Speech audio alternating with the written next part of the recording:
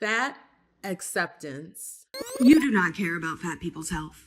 Stop pretending like you do. As if you actually cared, would do research, would learn about fat phobia, learn about colonization, learn about the history of why fatness is demonized in our culture. Me and my fat ass are gonna be over here looking hot as fuck. And I'm healthier than you. Fat phobia is rooted in racism. I'm gonna say it again. Fat phobia is rooted in racism. Thank you. Being fuller was a sign of wealth, it was a sign of health, and it was a sign of beauty. Hit that like button, subscribe to the channel, and share the video. You can support uncensored conversations via Cash App or buying your girl a coffee. I just want to give a quick shout out to my first Faye ambassador. Shout out to Nefertiti. Thank you so much for supporting the channel. If you guys want to sign up for memberships or sign up to be an ambassador as well to receive a shout out, the link will be in the description down below. Hey y'all, I just wanted to pop in here and have the conversation about this whole fat acceptance movement. Now, I know this is a horse that's been beaten, but we have to circle the block because there was this woman, she's a model, and she really built her whole entire career off of being big and fabulous, makeup on point. However, she built her platform off of body positivity, fat acceptance, and once she decided that she wanted to better herself, that she wanted to be healthier, when she saw the negative consequences of this movement and decided to do better for herself, she was attacked. So I just saw Gabriella Lescano's newest video with New York Times, and we're going to talk about it. First and foremost, she has already been fat phobic. She put out this long drawn out statement a few years ago about how plus size people need to worry about their health and just perpetuating to all the negative rhetoric that's surrounding plus size people in her video. But now she's made this new video talking about the same thing. But yes, it is fat phobic. Yes, she's peddling the same harmful rhetoric. But what really caught my attention was the end of the video. The end of the video talks about not about anyone's health, not about anything like that. It talks about skinny talk. It talks about how you need to gaslight yourself into thinking food is optional and how you need to do all these crazy things just to get yourself not to eat. So basically what she's saying is that you should trade one eating disorder for another disorder. If you're on any side of the spectrum, there's a risk. The saddest thing about Gabriella is that you can listen to the things she say and you can tell that she is incredibly self-hating. Like she really hates herself. And she try to project that onto other plus size people who are actually happy in their body. So she put out messages like that under the guise of trying to inform and encourage people to be more healthy. But what she's really trying to say is, I hate the fact that you're so comfortable in your body and you love yourself. So I don't want you to love yourself. So I'm going to say whatever I need to say to make you hate yourself. She was attacked and dragged through the fat acceptance streets, y'all. They talk so crazy about this woman, and it just goes to show that the whole movement is nothing but cope. If you truly believe that health at every size is a thing, if you truly believe in acceptance of your body and being body neutral and all these other things, then why is it that once this woman decides that she wants to better herself and lose weight, or even if we just remove the whole idea of it being bettering herself, if she decides for her body that she wants to lose weight, why is it that y'all are attacking her? Is it because it's not about actually loving yourself at any size? If that were the case, then y'all would just be happy for her making a decision for herself. Hey, you want to lose weight? This is your body. I'm glad that you are doing something that you want to do for your body. That is what acceptance of your body is supposed to be. That is what you are supposed to be if you're saying you're body neutral or else other stuff or health at every size. Well, why can't you guys support her wanting to be a different size? Y'all support each other when you get bigger, okay, when your back expands. But when a woman or a man, mostly this is a woman thing, when they decide to lose weight for whatever reason, y'all attack them. You attack them. And it just goes to show that the entire movement is nothing but cope. It's a bunch of big backs wanting to circle jerk each other about how great it is to be a big back, all while ignoring their health, all while ignoring the inconveniences that it causes them.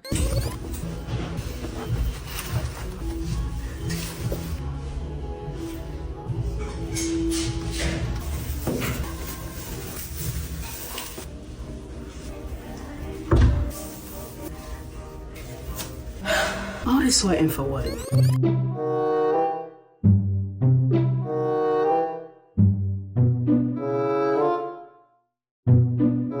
Why hotels be acting like we all 3 feet tall and 40 pounds? Like, can we get a normal size towel out here or no? Number 1 on the list, provide sturdy, wider chairs without armrests. In guest rooms, lobbies, and common areas to accommodate different body sizes and types. Number 2 on the list, ensure beds with strong support and a higher weight capacity, along with providing reinforced chairs and wider bathroom facilities. Number 3, make elevators and hallways spacious to allow for easy movement of larger individuals and those utilizing mobility devices. And that's something I really want to get into, this whole inconvenience thing. They're discriminating against me. This is oppression. Well, while it technically is discrimination, because the term discrimination, it has a definition. And yes, it is technically discrimination, but it's not necessarily bad.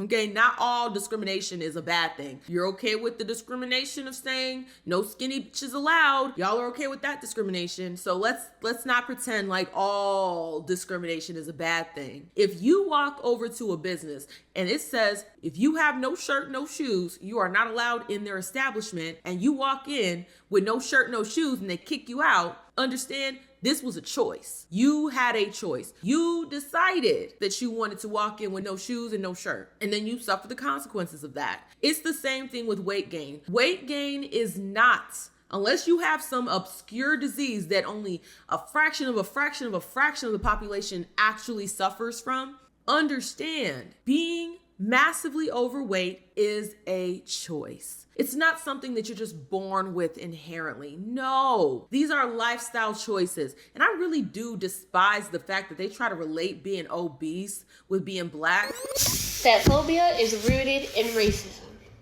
I'm gonna say it again. Fat phobia is rooted in racism. Did you know fat phobia is actually rooted in racism? So how is fat phobia rooted in racism, you ask? Let me explain. This is a really good article by Sabrina Strings, who also wrote the book Fearing the Black Body, which goes into detail about how fat phobia is tied to racism. Fat phobia didn't just come out of nowhere. A lot of our modern hatred for fatness comes from very racist roots. It's all white supremacy. Fat phobia is racism. Look, there is no amount of anything that I can do to stop being black. I could avoid the sun for as long as I want to. I could spread that whitening cream all over my body. Understand, regardless of all that bullshit, I will still be a blackety black woman at the end of the day. There's no changing that. When it comes to being fat, now that is something that I can change, and I'm actively working on changing. Okay, I am on a weight loss journey. I'm not speaking down from an ivory tower of I'm better than everybody else. No, I struggle with my weight too, and I'm trying to lose weight as well. So it's like being fat, being obese, being massively morbidly death fat, that is a choice. So when you cannot fit into a seat on the airplane, that is because of your choices, not because of some random discrimination. They're just trying to get you. No, stop relating it to that. It's not like being denied because you're a black person and that's the only thing. It's not the same, because you can change it. You don't have to be massively obese. It's a choice. So we're not going to relate your choices to something that people don't have a choice in. We don't get to decide what race we're born. We don't. So to relate the two is disgusting. And to try to latch on to the issues that black people faced, it's very cringe. Every single time they want to justify being morbidly obese, they want to reach down to books that talk about being black and fat. I'm just like, being black and fat are two separate things. You being born black is one thing, you deciding to be fat is another. Self-love should not mean ignoring your health. I don't know how many times I have to say this. You cannot be massively obese and tell me that you love yourself. It is the antithesis of loving yourself. If you are going to eat yourself into an early grave, understand you don't love yourself. People who love themselves want to live longer, and they behave in a way that will increase the longevity of their lives. And I would say the same thing for people that are massively underweight. They don't love themselves either. Because if you loved yourself, you would nourish yourself. You would make sure that your body has what it needs. Loving yourself, respecting yourself, it all shows in how you treat yourself. People who do drugs, a lot of drugs, people who drink themselves to sleep, I'm sorry, but that is an indicator of not loving oneself. Fat phobia is real. Discrimination based on weight is real. It should be illegal. It should be criminalized. But fat phobia, it permeates every single structure of our society. Healthcare, education, entertainment, just to name a few. And it also lies at the intersection of other identities that are already federally protected from hate and bias. So why aren't fat bodies protected?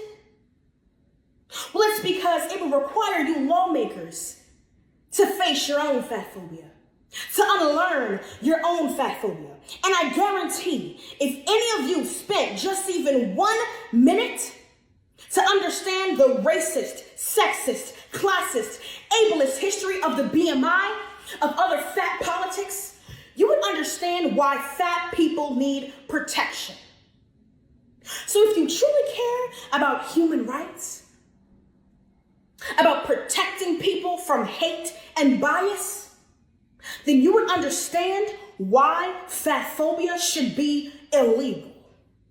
This is another thing about this whole movement that really gets on my nerves. Some of these folks take the idea of, well, you deserve respect at any size, and they mishmash it up into there's nothing wrong with you no matter what. Any criticism is just them being fat phobic. That's the reason why I hate all of these different phobic and cis. It's a way to deflect from whatever point you're bringing up. They'll just call you a name and say that you're just hateful rather than actually listening to what's being said. If you have the mindset that nothing you do is wrong, if you're not analyzing your behaviors to see how you contribute to your own problems, I can't fit into the seat, therefore everything's fat phobic, as opposed to I can't fit into the seat because I ate too many Twinkies and ding dongs. If you are unable to assess your own choices and see how your choices lead to different outcomes, I'm sorry, you are suffering from accountabiliphobia. You have a bad case of accountabiliphobia, and it's going to show up in your everyday life. And honestly, a lot of the accountabiliphobia is coupled with victim mentality. You think that you're a victim because you can't fit into the seat, even though it's your choice to be that big. You think you're a victim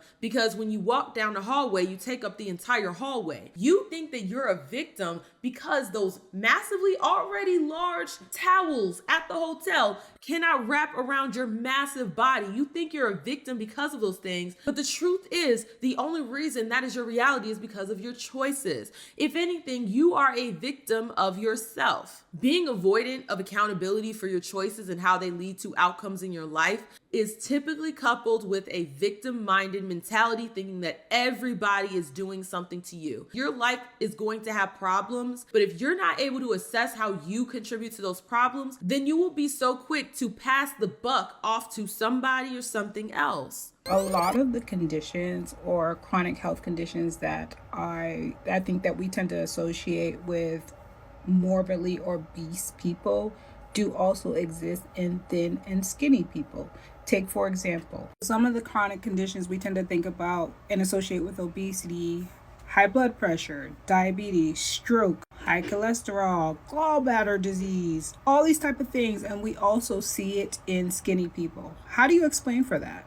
That's because health can't be determined just simply by body size alone. There are so many other contributing factors to this. Okay, the phrase health at every size is often misunderstood. It doesn't mean you can be any size and always be healthy. It just means as long as you're healthy, you can be any size. Does that make sense? Health at every size is nonsense. If you're going to a doctor and they're telling you, hey, you have a problem here. If you lose weight, it could help. And you're like, well, skinny people have this problem too. I'm sorry, but it's not about getting a 100% cure for anything. It's about bettering your odds. That's the part that people like this fail to understand. They say, well, skinny people can have heart attacks. Well, skinny people can have this. Well, skinny people can have that. Okay, well, they're less likely. That's the whole point. They're less likely. And not only that, there's other factors that go into it. Is that person a smoker? Do they drink? They could be skinny and have all these other issues that are contributing to the fact that they are experiencing what they're experiencing. There are multiple avenues to get to that same destination of having a heart attack. of having different health complications. They might have taken the route of drinking and doing drugs, whereas you are taking the route of stuffing your face until you're full and then stuffing it some more. Folks really think they cook when they say that. Oh, skinny people can struggle from this too. Skinny people can, skinny people can, skinny people can. If you truly care about your health, you're going to do whatever it takes to make sure that you are healthy. You are going to do whatever it takes to make sure that your body is operating at an optimal level, not deflect from any piece of critique or any piece of suggestion. Because when these folks end up dying, because that's what's been happening, a lot of these massively obese influencers are dying. And it's sad. It absolutely is sad. But when they die, then folks want to sit over here and play dumb and act as if they don't know why.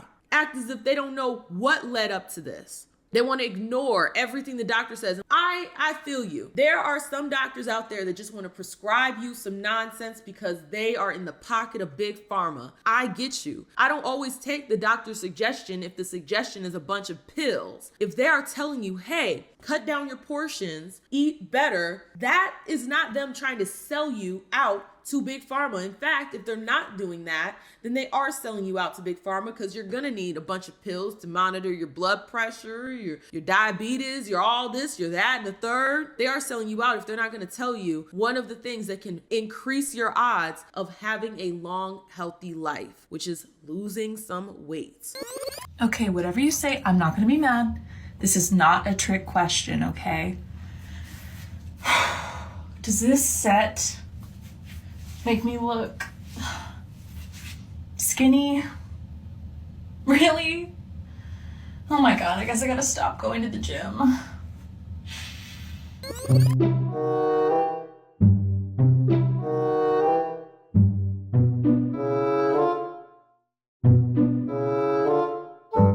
Another thing that I find really funny with this whole entire thing is that these same folks that want to say health at every size, the moment they see a thin person, all that health at every size goes out the window. They have an ED. They love throwing that around. And it's sad that they can't see the hypocrisy in what they're saying. You can't say health at every size and then go criticize somebody like a Eugenia Cooney. You can't say health at every size, but then want to talk crazy about folks that are thin and say that they have EDs and all this other stuff. The inconsistency makes you lose any and all credibility. The fact of the matter is, folks need to get a clue. When your weight becomes your identity, you are putting more emphasis on it than anybody else. The overall movement isn't about growth in the right way. I mean, they are growing, just not in the way that it should be growing. It's a coping mechanism. It's a way for people to feel comfortable with not taking control over their lives. And they feel as though because they have numbers,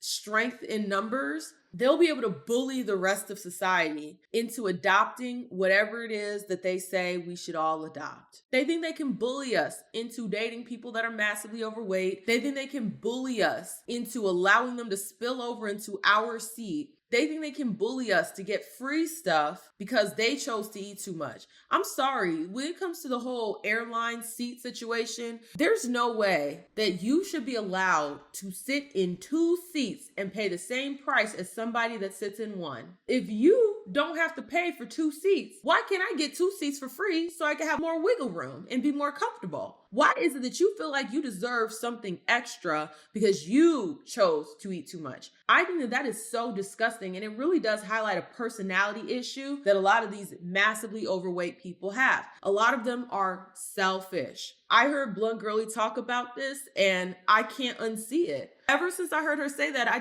can't unsee it in the behaviors. You do not care about fat people's health. Stop fucking pretending like you do. As if you actually cared, would do research, would learn about fat phobia, learn about colonization, learn about the history of why fatness is demonized in our culture. Me and my fat ass are gonna be over here looking hot as fuck. And I'm healthier than you. That's what really bugs me, y'all. You don't know how healthy I am by looking at me. Period. End of story. Be gone. Yes, it is massively selfish. People like this, more times than not, are massively selfish, and you will see it pop up in other areas of their lives. Even the whole concept of wanting an extra seat at the expense of everybody else. feeling as though you're being disenfranchised because somebody doesn't want you spilling over into their seat. You have to have a level of selfishness and an entitlement to think that way. I don't ever want to be impeding on somebody else's space, but anyone who feels comfortable doing so, you're a terrible person. You're not a good person. Overall, the goal should be balance. Overall, the goal should be to truly love yourself. Now, that doesn't mean going on some crazy crash diet where you are not feeding your body what it needs to survive. No, it's not that. Nor is it spending excessive amount of time in the gym to the point where you are destroying your bones. It's about balance. Lifestyle changes that will slowly lead you, guide you